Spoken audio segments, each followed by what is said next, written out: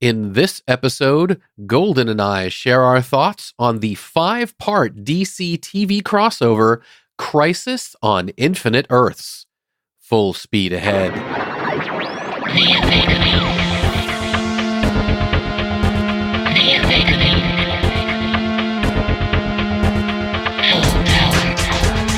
Welcome to the Omega Beam number 63.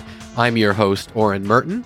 And most of you probably know that Warner Brothers and DC Comics have a bunch of individual superhero shows that air in the USA on the CW network. I believe globally it's Netflix. Maybe it changes per region. And every year, what they do is they have a crossover event where a single story that includes all the main protagonists from many of the shows will air across all the shows. So part 1 might be in Supergirl, and part 2 might be in Flash, and so on. So this year, they adapted an epic comic crossover event called Crisis on Infinite Earths, and that led to the epic 5-part crossover on the TV shows called, wait for it, Crisis on Infinite Earths. So if you haven't seen it yet, as we're doing, there are soft spoilers. So we don't give any of the big secrets away. There's probably maybe a little bit more in our podcast than you'd get out of the trailers, but not too much. So if you haven't seen it, keep that in mind if you want to come completely fresh. If you've already seen it, then you are good to go. So let's dive in. So before we talk about the CW superhero show crossover, I feel like I should almost give a little disclaimer. The truth is, and if you've listened to these in the past, you already know this, I am more or less all in for the CW crossovers. I generally think it's a great idea. I love seeing all these heroes together, and I generally like the CW shows. So I've liked some more than others. I thought the first couple were okay. Obviously, our little dog Kenya agrees with me. She also is not a huge fan of the early ones. Of a disagreement. Oh, is she disagreeing with me? She loved the early ones? Okay. Oh, no, she's just disagreeing in general. Oh, just in general. You know, and why not? When you're an old dog, you have the right to disagree with anything you like. Yeah, no, I've always enjoyed the crossovers. I think it's a great idea, and I think that the way that they actually make fun of the crossover, like DC's Legends of Tomorrow. Isn't it about time for a crossover? Maybe we're not included this year. That type of attitude. It's just, it's fun because it peppers it with a little bit of humor, and it is fantasy. Exactly. I think that Greg Berlanti, the producer, has really cracked the code. I think he cracked the code on television superhero shows in general, that all of the CW superhero shows, you know, they're not always amazing. Sometimes there's amazing episodes. Sometimes there's just pedestrian episodes. But I think that he cracked the code in how much drama to include, how much humor to include, how seriously to take the costumes, how seriously to take the effects. You know, the music, they're always polished, they always are slick, and they always go somewhere. I mean, even if it's sort of like for a while in some of the shows, like with Supergirl or Flash in the early days, there were the monster of the week. But there still was an overarching story that you wanted to keep watching to be a part of. And these crossovers are really sort of fan appreciation shows and a victory lap. And for this one, they knew that this was the last with Stephen Amell. Exactly. So it was a let's throw a big party and just invite everyone we can possibly think that has had anything to do with the DC universe. Exactly. And, oh, by the way, I probably already said this in the intro, but soft spoilers, not anything you couldn't have read. For those of you who haven't already seen these shows, if you're in the United States, you can stream them all for free on the CW website or app. You don't need a subscription to anything in particular. They're just going to show you some commercials, and you can watch all these shows for free. So it's absolutely worth seeing them because they are good. For those who don't know, for those who don't follow the comics, in the 90s, there was a excellent, in fact, one of the best rated comic crossover events of DC Comics called Crisis on Infinite Earths. What it was designed to do is at that point in time, DC continuity had gotten so convoluted that they created this crossover with the intent of ending it with a far simplified multiverse than they had to begin with. And as soon as the previous crossover, Elseworlds, I more or less knew that when they announced Crisis on Infinite Earths, it's because they wanted to consolidate their multiverse, which makes sense because you had Supergirl off in her own world that none of the others were a part of. So whenever she came to be with the other people, there had to be this conceit of dimension hopping. Black Lightning, another DC property, was again off in its own world. And so you knew that they wanted to do some consolidating. And as Golden just said, it's also been all over the news. This is the final season of Arrow. And in the comic crossover, a character died. A couple characters died, actually. So it was very clear that they weren't going to do this with no stakes, that they were going to keep the stakes going. And so I think it was a brilliant story to adapt. And they did it so well. They did it with humor. They did it with self-awareness, like Golden said about DC Legends of Tomorrow, making fun of it being a crossover. And Batwoman, she was also making a lot of fun of herself. I just met them at the last crossover, and things like that. I mean, there's a definite sense that the audience knows what's going on. There's a wink and a nod to the intelligence and the fandom of the audience. And I think that's nice. Some people maybe if, they're really kind of wrapped up in the sort of drama of it, they might feel, oh, well, they're not taking it seriously enough. But I disagree. I think they really do. And I think they take it seriously enough because there are stakes and there's real emotions. And with 5 episodes, they had enough time for characters to interact with each other and breathe, for the action to stop, and for characters to have emotional moments. In addition to lots of humor, great cameos, all kinds of fun stuff. Yeah, I was looking forward to some of the cameos, and then a couple surprising cameos. I know. It's like we don't want to give away the big cameo. Oh, well, I think the big cameo was already given away with the Twitter. There was a hilarious... When you've got 2 guys leg locking each other, Right, and the caption of, "Here you go, gay nerd Twitter."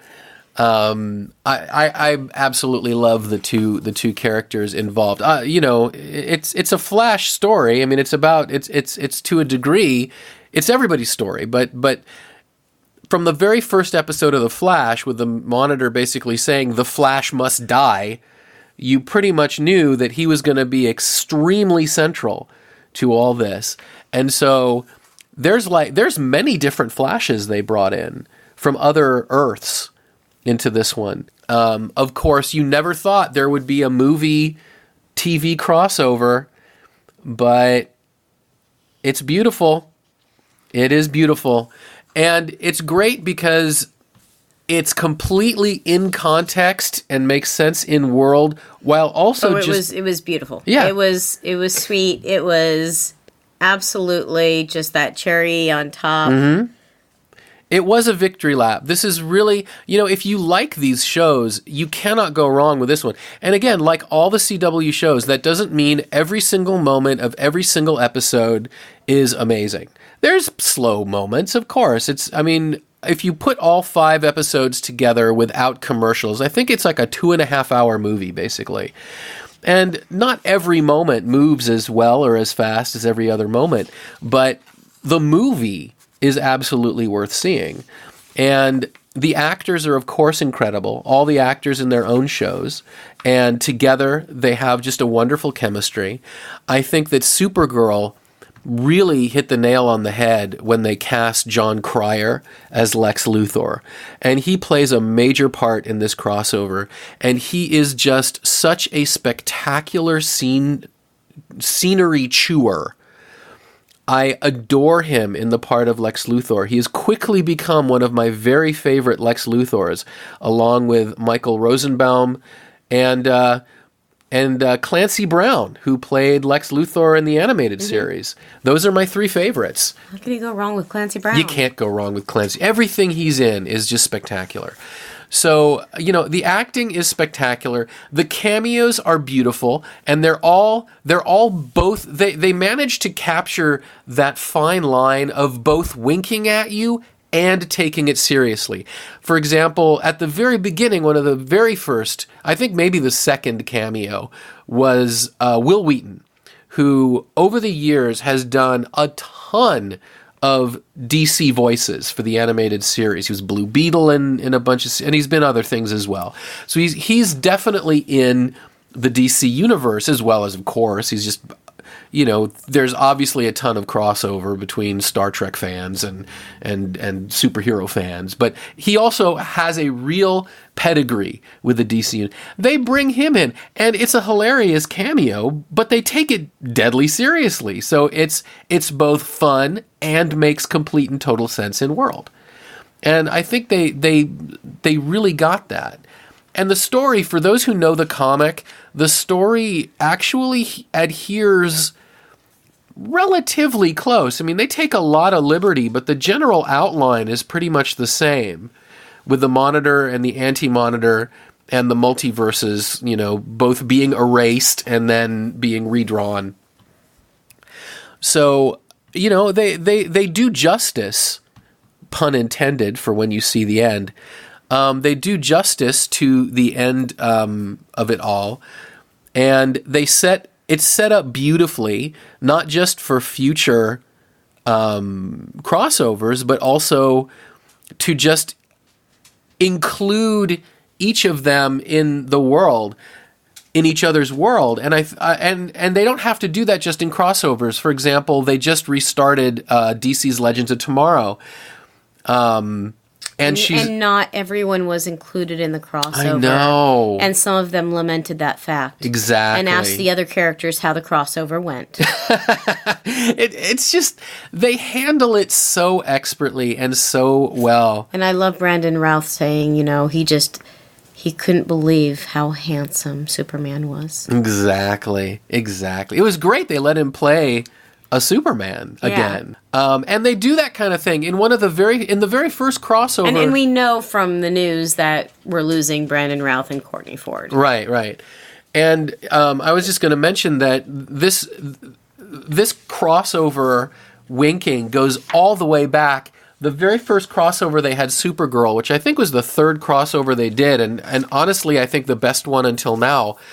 At the end there's a party, and Supergirl is mingling with the other heroes, and someone makes a comment about Supergirl. Oh, she's really cute or whatever, and Brandon Routh as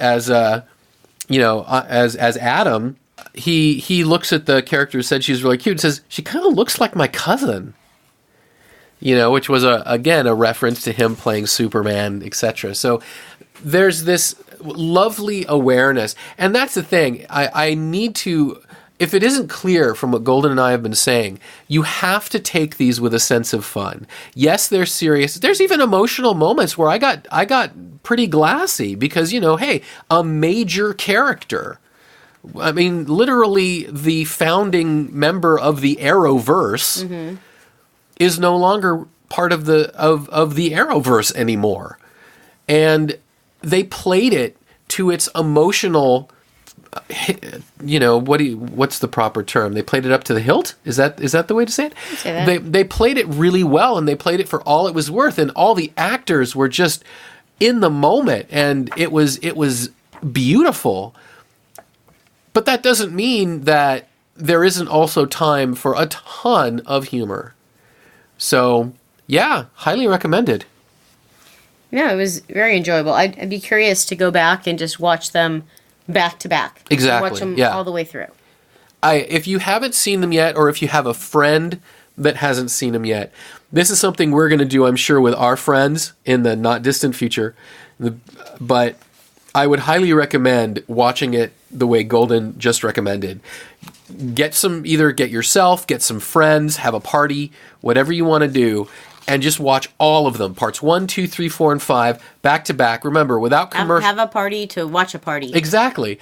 And remember, if you see them without commercials, it's only like 2.5 hours. So it's not, I mean, yes, if you're watching it full with total commercials, it would be 5 hours, which is a lot. But without commercials, it's basically half that amount of time. And it's really good. It's a chunk of time that will leave you feeling good and smiling. If you're not a superhero fan, obviously you're not necessarily going to dig it. But if you are a superhero fan, even if you haven't been watching these specific superhero shows, or if you've been watching maybe The Flash and not the others, there's enough sort of backstory and introduction of new characters and everything else that you'll still enjoy it. So I think it's a very nice self-contained crossover. And obviously, from a marketing point of view, I mean, that is part of the point, is they want to bring people in. And it's going to be interesting to see now that it is one universe. Yeah. How that's all going to work. I think it's going to work really well. I mean, well, there is a possibility of still another universe out there. That's right. That they did kind of make it so that there's different Earths again, still, or whatever, but we'll see. I think it's going to work pretty well. Like, we just watched the penultimate episode of Arrow, the first episode of Arrow after the crossover. And one of the characters shows up and just casually says, oh, well, one of the characters in The Flash made this device for me, and then one of the characters from Legends of Tomorrow dropped me off here. And I like the fact that now we can do that. That now they can all just acknowledge that they're in this one big happy universe, all playing in the same, in the same field. And I think it's going to help for storytelling. I mean, ultimately, that's what it's about. It's about storytelling, good characters and storytelling. It's also them having to clear it up themselves and figure out the ramifications of having to deal in this new world where there is only one world and everyone else remembers things differently than they did. Exactly. Yeah, there's a ton of storytelling potential from what they just did. And ultimately, that is one of the great things about these crossovers, is that they end up creating new story beats for all 5 shows. Actually 6, because they've effectively created new story beats for Black Lightning as well. This is not simply fun for the fans and a fan appreciation thing and a marketing tool or whatever. It's also a wonderful way to juice new story ideas as well. And we watch these shows for story, for character, for story, and for fun. This is not... None of these shows, with the possible exception of Arrow, but just possible, but none of these shows are like these dark, gritty, serious crime dramas. I mean, these are all meant to be enjoyable and fun. And the crossover fits right in there with that, and we couldn't have been happier watching it. Well, thank you, Golden. You're welcome. And that's it for this episode. You can find the show notes at theomegabeam.com/63. If you like this episode, please leave a review in the Apple Podcasts app or wherever you listen to podcasts. It's those reviews that help people who like this kind of stuff find our podcast. If you have any comments, suggestions, etc., please drop us a line at info@theomegabeam.com. Be good to yourselves and each other, and we'll catch you next time.